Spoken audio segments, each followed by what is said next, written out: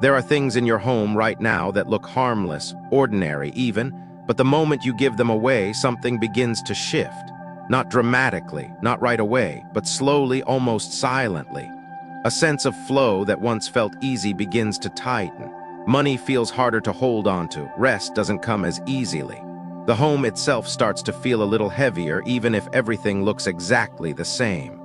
This isn't about superstition. It's not about fear. It's about energy and the quiet ways it moves through your life.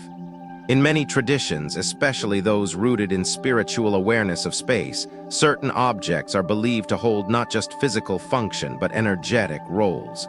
They anchor warmth. They absorb strain. They carry the tone of your everyday life. And when those objects are removed without thought, discarded, donated, or given away without closure, their invisible threads can pull your balance with them. Maybe you've been feeling drained lately, even though nothing in your routine has changed. Maybe money comes in but seems to slip right back out. Maybe your house feels clean but not clear.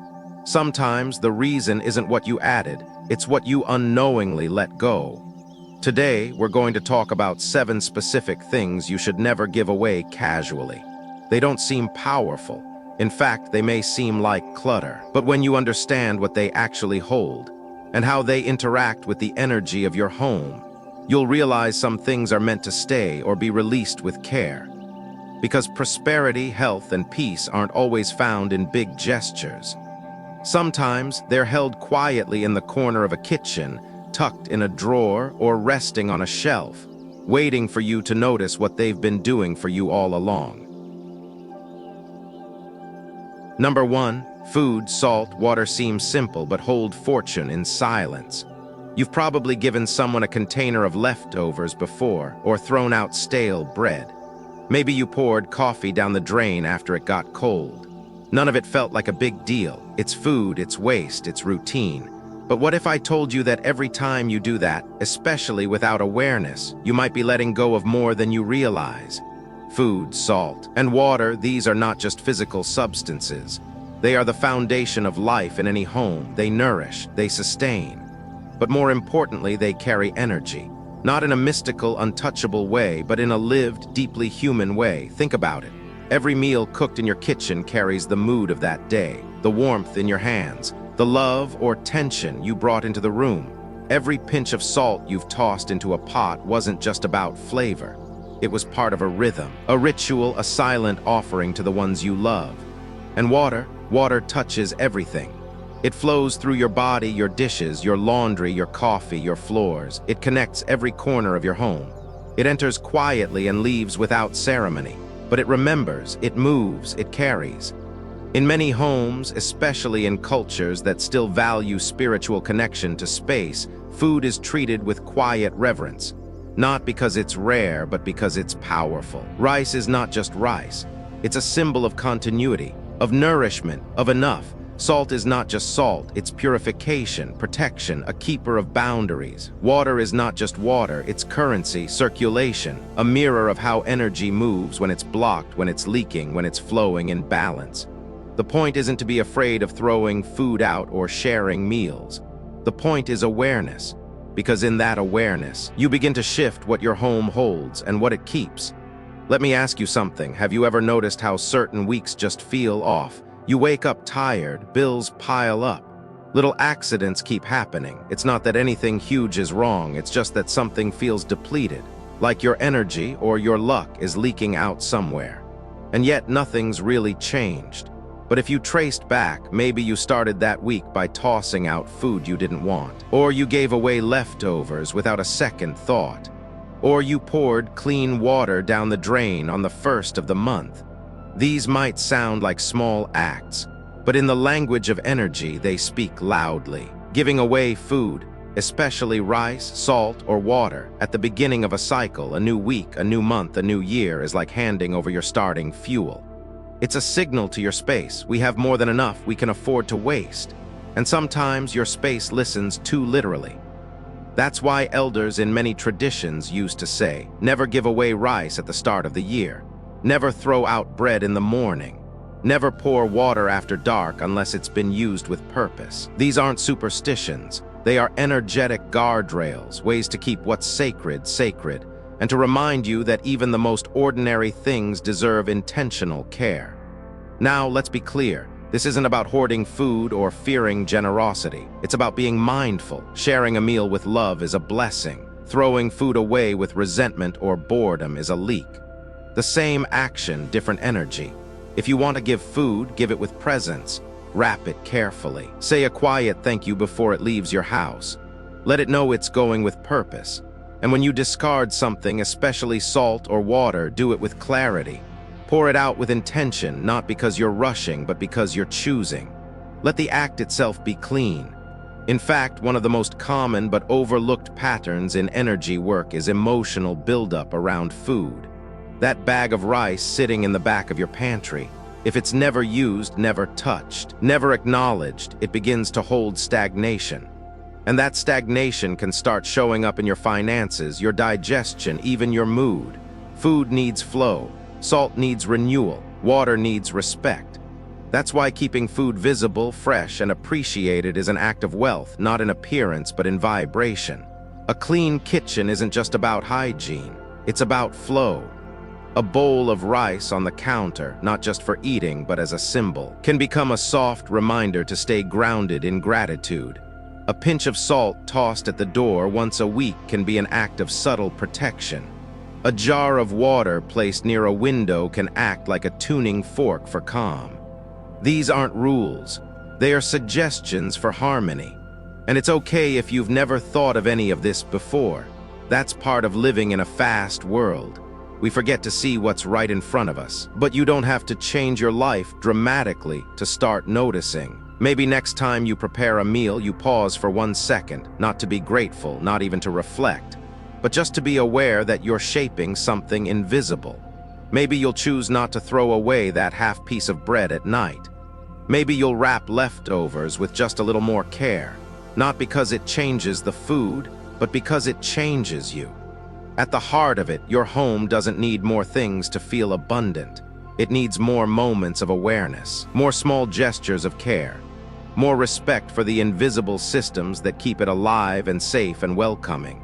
And food, salt, water, these are your messengers. They carry your rhythm, they anchor your stability. And when you keep them with presence or release them with intention, you open a new kind of flow, not just of money, but of peace, not just of comfort, but of strength.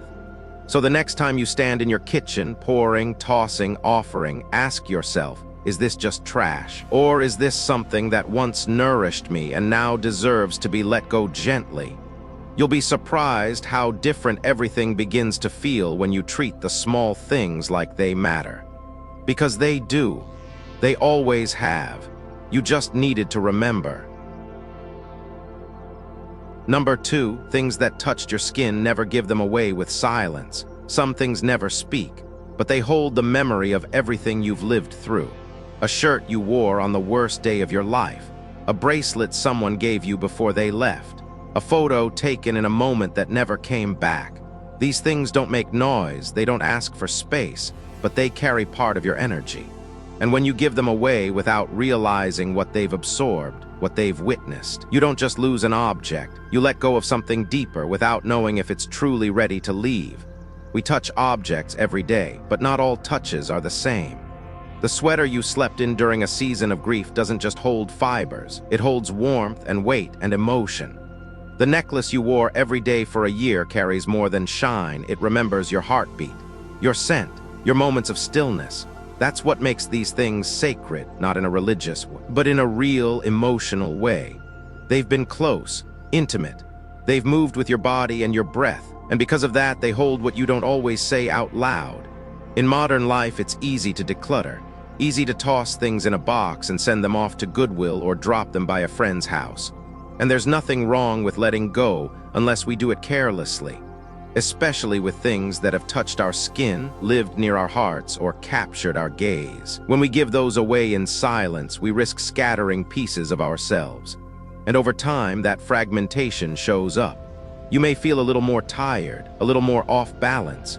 You might find yourself craving grounding, connection, direction, without realizing what you've displaced. Have you ever walked into a thrift store, picked up a coat, and suddenly felt unsettled? Like something stayed behind in the fabric, energy clings. Not in some supernatural sense, but in the simple truth that we leave traces on what we touch. If you've ever hugged someone and felt their mood stay with you after they left, you know exactly what I mean. That same principle applies to our belongings, especially ones we use often or wear close. Clothing holds imprint, sleepwear, workout clothes, robes, that scarf you always reach for when you're sad. Even after washing, the emotional frequency remains. And if you've worn something through illness, heartbreak, or a transformative chapter of your life, that item becomes energetically bonded to your story. When you give it away, someone else may not just receive fabric, they may absorb what that fabric carried. That's why it's essential to cleanse, to release with gratitude, to let go with clarity. It's not about being fearful, it's about being respectful, to yourself and to the next person. Jewelry is even more sensitive. Rings, earrings, bracelets, they sit on your skin, often over pressure points or energy channels. They connect to pulse, to presence. That's why a wedding ring, even after a divorce, can still feel emotionally heavy. It remembers, it reminds, it radiates something. Some people wear the same necklace for years, not because it matches their outfits, but because it anchors them emotionally. When that item is lost or given away in haste, it can create a strange, hollow sense of disconnection, like something in you is still reaching for it, even though it's no longer there. And then there are photographs. In today's digital world, printed photos have become rare, but the ones we do keep often hold enormous emotional weight. A family portrait from a time before things changed. A snapshot of a moment you wish you could return to.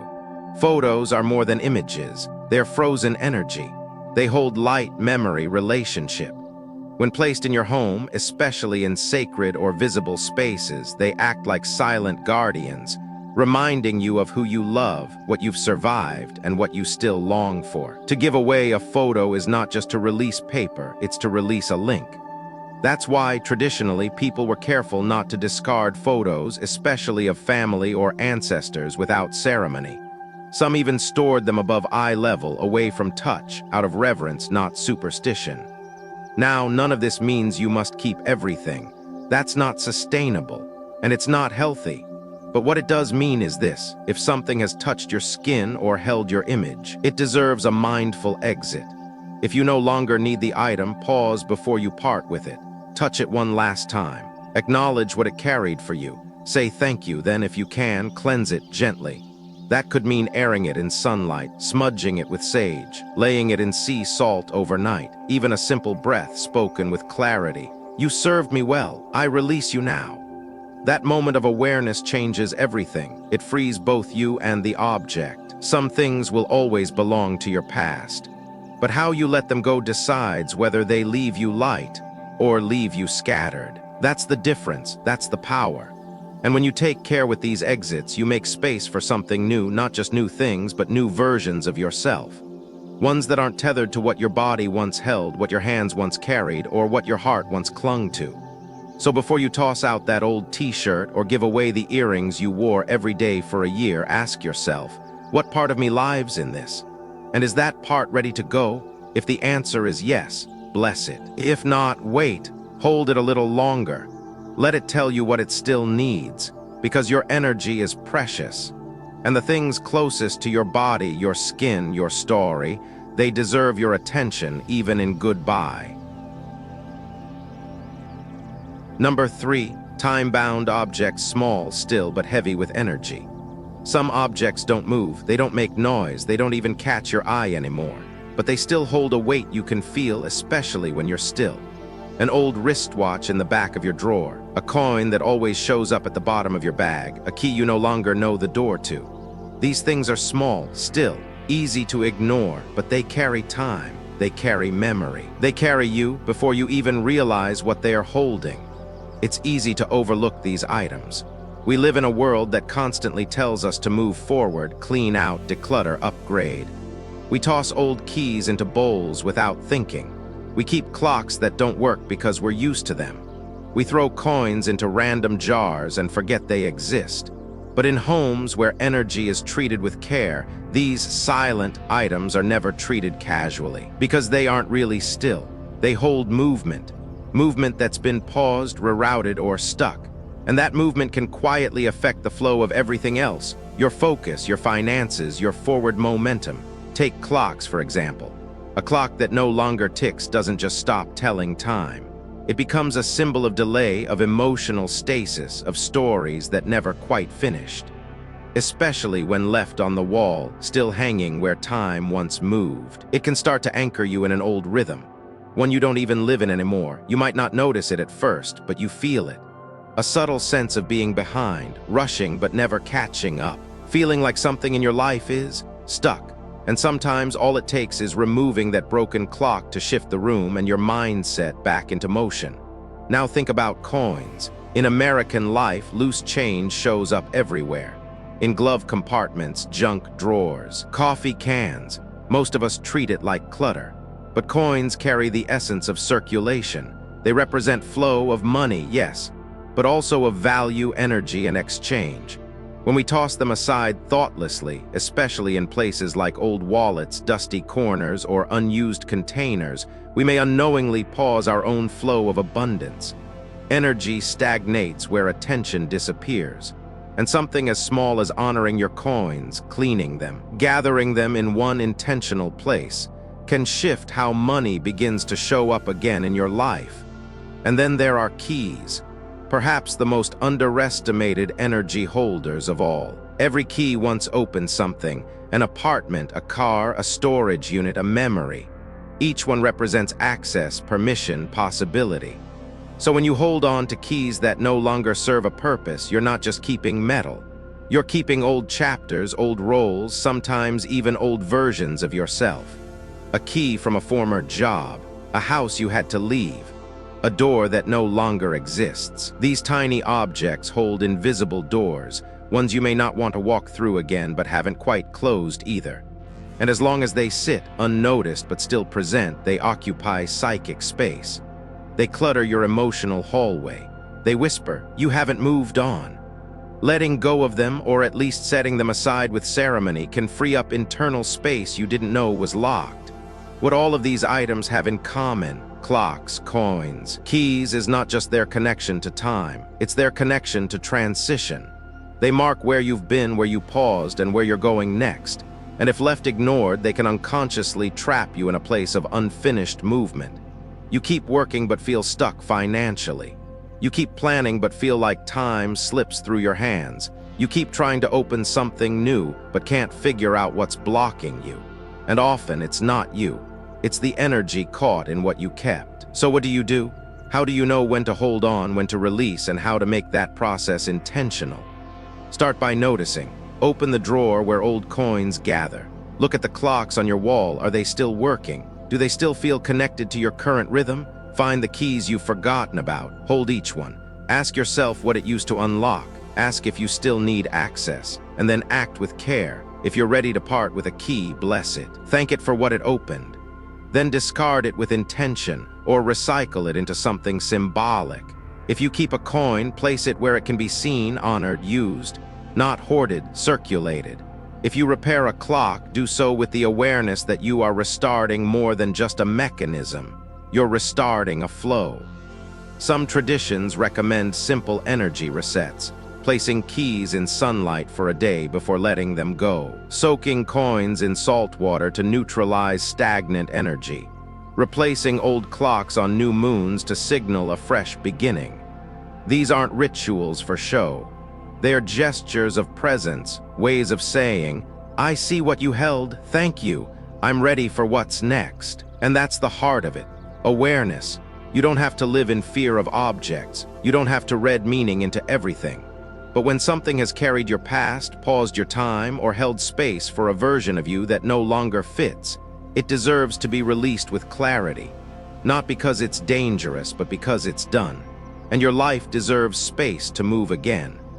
So next time you find a dusty coin in a drawer, or notice a clock that's been wrong for months, or stumble across a key you forgot existed, don't just toss it out. Hold it for a moment. Ask what part of your time it still carries. Then choose, does this move with me or does it hold me back? That choice alone is power. That moment of noticing is healing. And the simple act of releasing, when done with attention, can open doors in your life you didn't even realize were waiting to be unlocked. Number 4, plants the quiet breath of your home. You probably don't notice it at first. Maybe it's a peace lily you keep by the window or a pothos that trails across your bookshelf. Maybe it's a small rosemary bush by the kitchen sink or a snake plant in your bedroom. It doesn't say anything. It doesn't move much. It doesn't demand your attention. But that plant has been breathing alongside you day after day, moment after moment. And the truth is, it may be doing more than you think. Plants aren't just decoration. They're not just there to brighten the room or filter the air. They are living, sensing, constantly adjusting beings that tune themselves to the emotional temperature of your home. When a plant is healthy, thriving, growing slowly and steadily, it's often because your home's energy is doing the same. And when it begins to wither or fade, it's rarely just about water or sunlight. It's about what the room is holding and what it isn't. We don't talk much about this in the Western world. We're used to treating objects as functional. If it's alive, it needs care. If it dies, replace it. But when you keep a plant in your home long enough, it stops being just a plant. It becomes a mirror, a quiet witness, a carrier of memory, air, rhythm. Think about it. That ficus tree in your living room has heard every phone call, every argument, every silence. It has absorbed the stillness of mornings and the tension of nights. It's breathed with you when you were strong, when you were tired, when you were healing. And somewhere in that soil and root system, all of it has settled. That's why giving away a plant is not just giving away greenery. It's handing over a portion of your home's breath, especially if the plant is thriving, especially if it's been with you through seasons. Because over time, plants become energetically attuned to your space. They learn your patterns. They sync with your emotions. They offer quiet stability without asking for anything in return. And when you give that away casually without recognition, the energy in your home may feel strangely altered. Like a song missing a note you didn't know was there. It's subtle. You might suddenly feel like the room is colder, even if the heat's still on. You might notice that your sleep changes, or that your thoughts don't settle the way they used to. You might start overwatering the new plant you replaced it with, trying to get back something you didn't realize you'd lost. Because it wasn't just the leaves, it was the relationship. And relationships with living things, yes, even plants, leave energetic imprints. Now let's talk about soil. Most people don't think twice about changing a plant's soil, tossing out the old dirt and repotting when needed. But in energy work, soil is the base frequency, the foundation, the oldest memory. The longer soil lives in your home, especially in a pot near sunlight, near where people gather, the more it absorbs and settles into your space. That dirt may hold years of grounding, tension release, even silent support during times you didn't speak aloud. Throwing it out without acknowledgement is like tearing out a floor and expecting the room to still stand the same. If you must change the soil, do so slowly. Return the old soil to the earth, backyard, garden, or a place where it can be honored. Not dumped, not forgotten. And then there's this. Sometimes we give away plants because they are too healthy, too big. They've outgrown the windowsill, the pot, the corner. We offer them to friends, donate them, or leave them on the porch with a free sign. It feels generous, kind. But in that moment, ask yourself, are you giving away life that was supporting yours? Are you clearing space out of abundance or out of discomfort with how well something was thriving? There's no shame in giving, but there should be awareness. Because even generosity can create imbalance if it's done unconsciously. Of course, none of this means you have to keep every plant forever. Life changes, spaces shift, and some things are meant to move on. But when it comes to plants, especially those that have stayed with you through chapters, release them like you would a memory, gently, with thanks, with care. Speak to them. Place them in someone else's hands with intention. Tell the new space to treat them well. And if you're parting with them because something in you needs closure, be honest about that too. Let the act of letting go be complete, not just physical, but emotional. You may be wondering, why does this matter? Why speak about plants like they are more than they are? But maybe the better question is, why not? In a world that moves fast, full of screens and noise and artificial light, maybe it's the plant in the corner that teaches us how to listen. how to stay rooted, how to grow quietly without rushing, how to reach for light no matter how heavy the room feels. And when something teaches us that much, it deserves more than silence in return. So the next time you walk past the green life in your home, pause, notice its leaves. Notice where it leans, how it breathes, what it's been soaking up for you all this time. Ask yourself, what has this plant witnessed? What part of my life has it gently held? And when the time comes to part with it, don't just hand it off like a housewarming gift. Let it know it mattered, because it did. And maybe that's the real message here. In homes that feel full of life, it's rarely because of the furniture or the paint or the layout. It's because something is breathing, something is alive, something is listening and giving and growing without needing to be the center of attention. That's what plants do. That's why they matter. That's why the quiet breath of your home should never be taken for granted. Number 5. The kitchen flame's sacred, quiet, irreplaceable. It's easy to think of your kitchen as just another room, a place to heat something up, wash something off, grab what you need and move on. But if you've ever lit a stove on a quiet morning, made coffee in the stillness before sunrise, or stood barefoot on the kitchen tile with tears drying on your cheeks, you already know it's more than that. The kitchen is the hearth, the heartbeat, the place where warmth becomes nourishment, where routine becomes ritual, where flame becomes something you carry even after the burner's been turned off. The kitchen flame is not just fire, it's memory, it's presence, it's lineage. In cultures all over the world, it has always meant more than heat. It meant survival, it meant community, it meant home, and somewhere along the way, even in modern homes full of smart appliances and electric cooktops, that meaning still lingers. We just forgot how to see it. Every time you light a flame in your kitchen, whether it's gas, electric, or even symbolic, you're reigniting something that has kept people alive for centuries. It's quiet, it doesn't ask for thanks, but it holds the energy of continuity. And when you give it away, when you share that flame casually without thought or pass it on in ways that ignore what it carries, you risk sending your own inner stability out the door. Now you might be wondering, what does it mean to give away your kitchen flame? It's not something we hand over like a plate of cookies, but the way we use and treat our flame, especially during transitions, can shift more than we realize. In many traditions, especially among elder women who carried entire households on their backs, sharing fire was something done rarely and with care. Because fire wasn't just fuel, it was fate. It was energy passed through the hands of the cook into the food, into the bodies of those who sat at the table. Fire held spirit, and once it left your home, it could carry your fortune with it. Have you ever heard someone say, "Don't borrow fire at the start of the month"?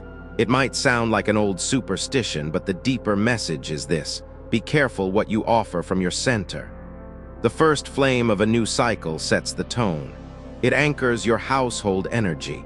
If you pass that spark to another space before it's rooted in your own, you risk scattering the very luck you were meant to build. In practical terms, it means this: don't light someone else's stove from your own if your month has just begun.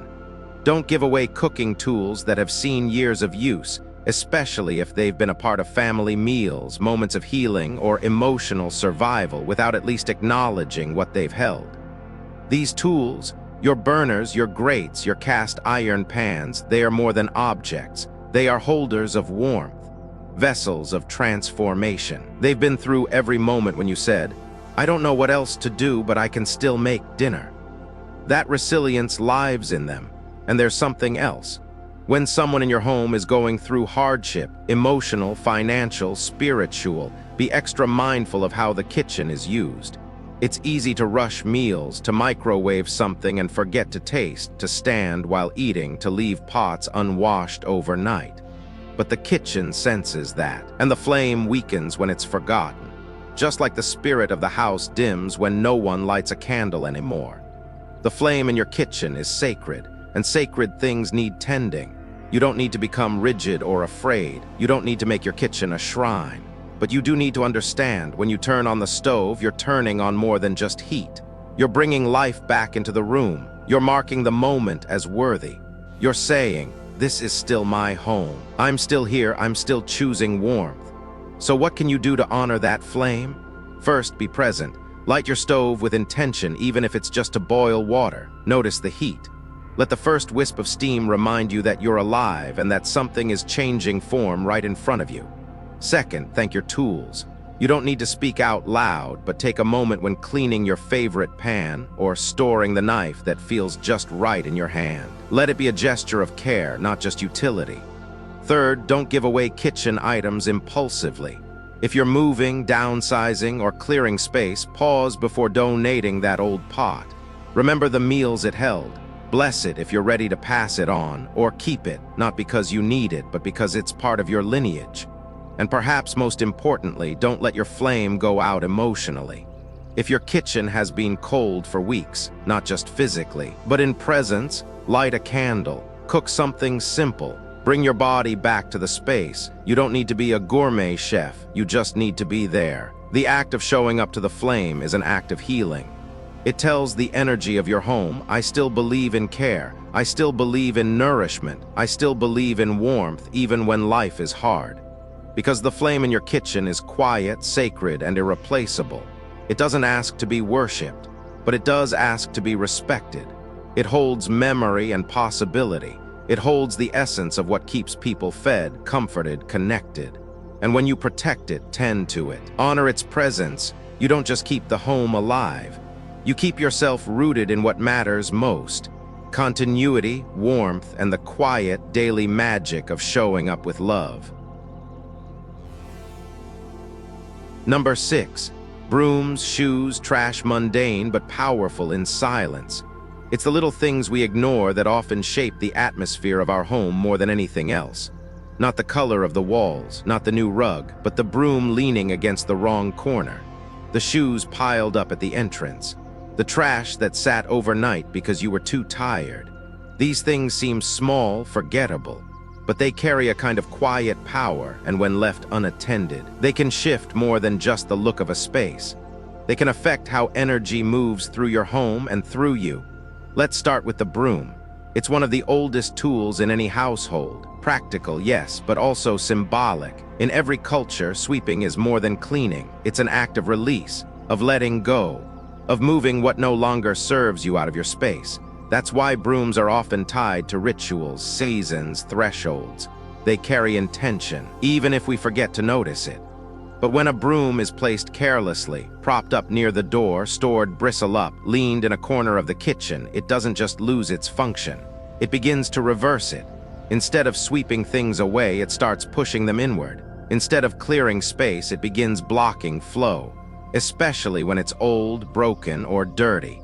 A broom is meant to clear, but left in the wrong place, it becomes a vessel for what's stuck. Have you ever noticed how energy feels different when you walk into a clean room versus one where cleaning tools are visible and out of place? There's tension, not dramatic but subtle, as if the room is unfinished, unkept. And that feeling doesn't just stay in the room, it follows you into your thoughts, your breath, your mood.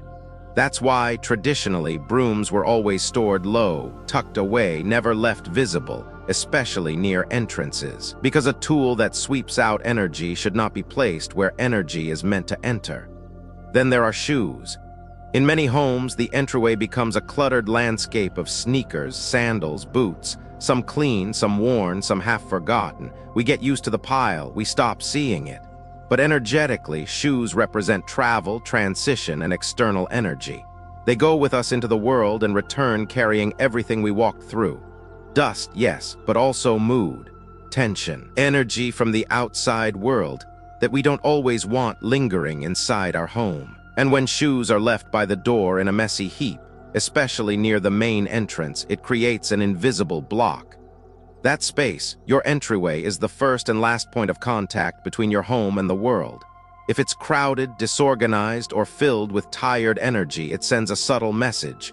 There's no room here, not for opportunity, not for clarity, not even for you. Imagine coming home to a clean, quiet entryway. You breathe differently. You step more fully into your space. You arrive. That's what a clear entrance gives you, permission to return, to rest, to belong. And it starts with the shoes. Store them neatly. Limit how many are visible. Wipe them clean when you can, not out of perfectionism, but out of respect for the threshold between your outside life and your inner world. And then there's trash. We all create it. We all manage it. But how we handle it says a lot about how we treat the energy we don't want.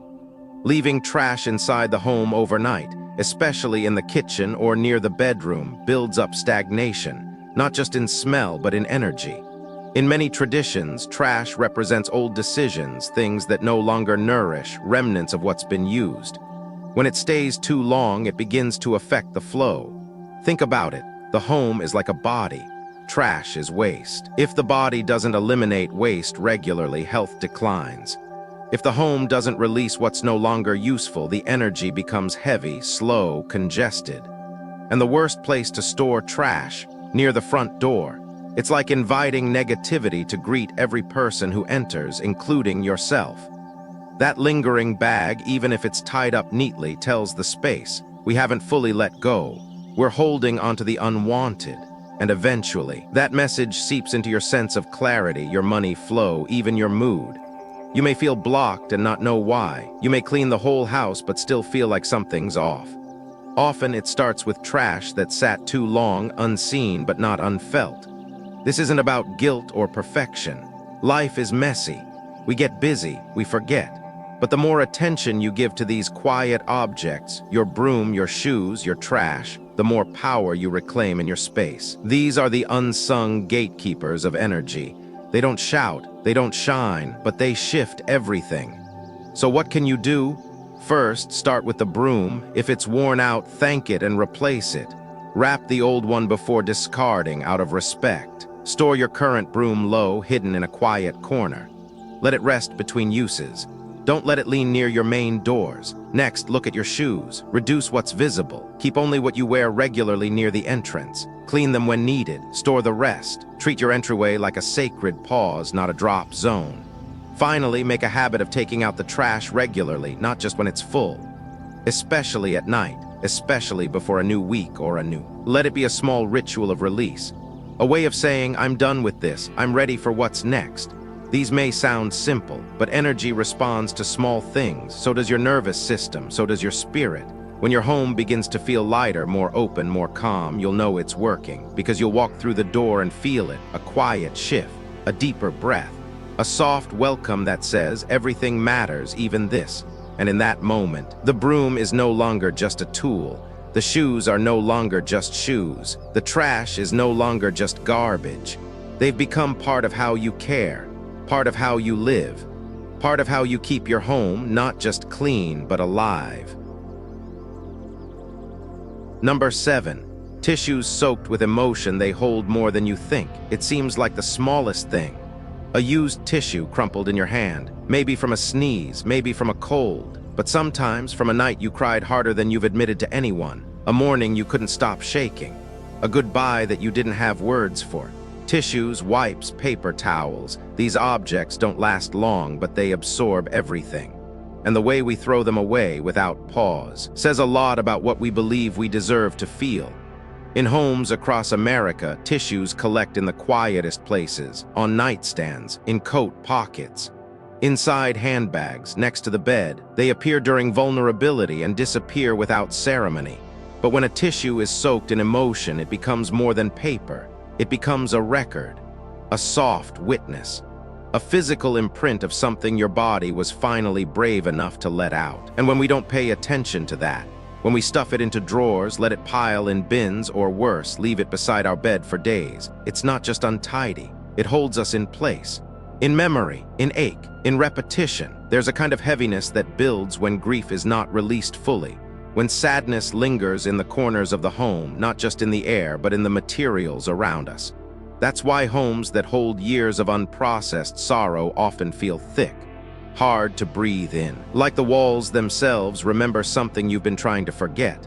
And while tissues may seem too small to matter, they are often the last thing to carry that emotion before it's discarded. If we do that part unconsciously, we miss a vital step in our own healing. Have you ever opened a drawer and found a tissue you didn't mean to keep? Maybe it was from a funeral, a hard day, A moment in the car when you had to pull over because the tears came too fast. That tissue wasn't trash, it was testimony. And in that moment, part of you said, I can't throw this away yet. I'm still holding what it held.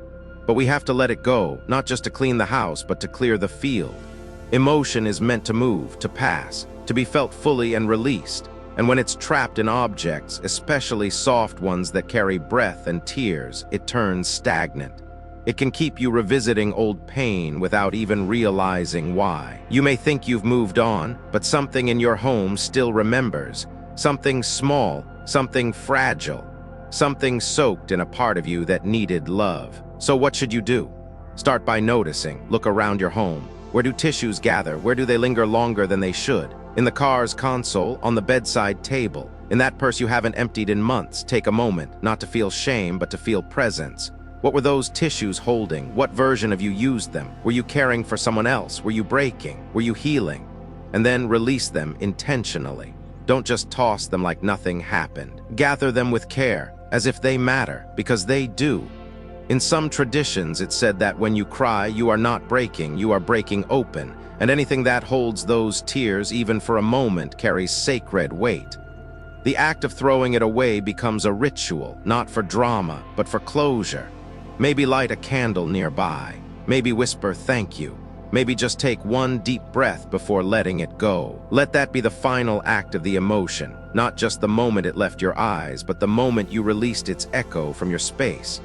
And moving forward, pay attention to how emotion lives in your home. Keep soft things close when you need them, but let them go when they've done their job. Don't cling to tissues, old pillows soaked in sadness, or blankets from hospital nights.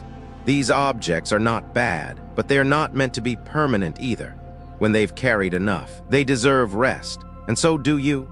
Some people keep a small release box in their home, a place where emotional remnants go before they are discarded. It's not a trash bin, it's a passage, a space to hold the in-between. You might use it for letters you never sent, tissues you cried into, or even items you're not ready to throw away just yet, but don't want to keep in your living space. That pause, that process, gives you time to honor what's been lived. To say, this mattered, but it doesn't have to stay. Because here's the truth. The emotional energy in your home doesn't always come from the big things. Sometimes it's the smallest. A single tissue. A moment of vulnerability never named out loud. A whisper of sorrow you carried alone. These things build up, not because they are strong, but because they are forgotten. And when you remember them, even just for a breath, you begin to clear what's been stuck. You begin to feel lighter, clearer, more present in your own space. So the next time you reach for a tissue, and it catches more than just a sneeze, pause. Let it hold what it holds, but don't let it stay. When you're ready, release it, with care, with gratitude, with softness, because your tears are not trash, and neither is the healing they leave behind.